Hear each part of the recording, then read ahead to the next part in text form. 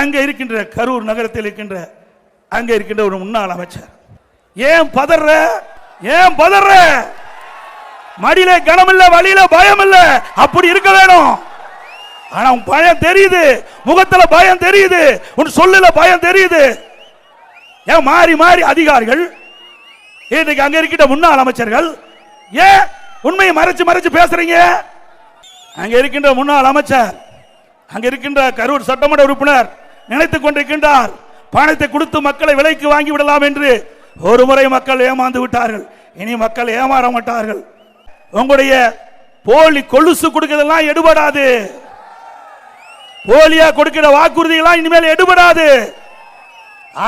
எப்பொழுது தேர்தல் வரும் என்று மக்கள் எதிர்பார்த்துக் கொண்டிருக்கின்றார்கள். அந்த தேர்தலிலே உங்களுக்கு சரியான தண்டனை இந்த தேர்தலிலே தமிழ்நாட்டு மக்கள் வழங்குவார்கள். வழங்குவீர்களா?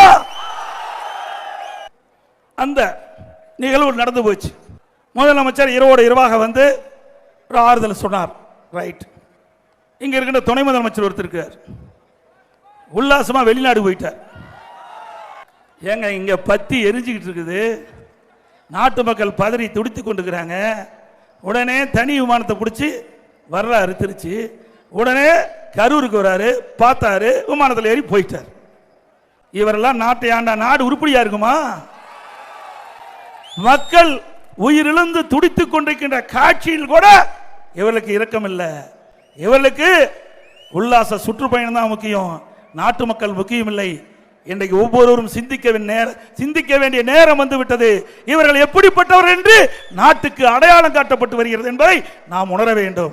ஒரு நாட்டினுடைய துணை முதலமைச்சர் இவ்வளவு பெரிய பிரச்சனை ஏற்படுகின்ற பொழுது எங்கே இருக்க வேண்டும்? தமிழ்நாட்டில் இருந்து மக்களுக்கு தேவையான உதவிகளை செய்து கொண்டிருக்க வேண்டும்.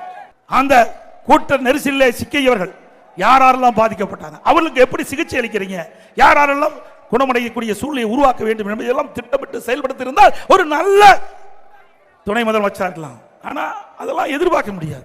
திரு கருணாநிதி குடும்பத்தில் அதெல்லாம் எதிர்பார்க்க முடியாது. யார் எப்படி இருந்தாலும் அதை பத்தி எல்லாம் கவலை இல்லை.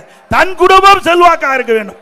தன் குடும்பம் அனைத்து மக்களுடைய சுரண்டி உல்லாச வாழ்க்கை வாழ வேண்டும் என்பதுதான் ஆட்சியாளருடைய குறிக்கோளாக இருக்கிறது என்பதை நாம் எண்ணி பார்க்க வேண்டும்.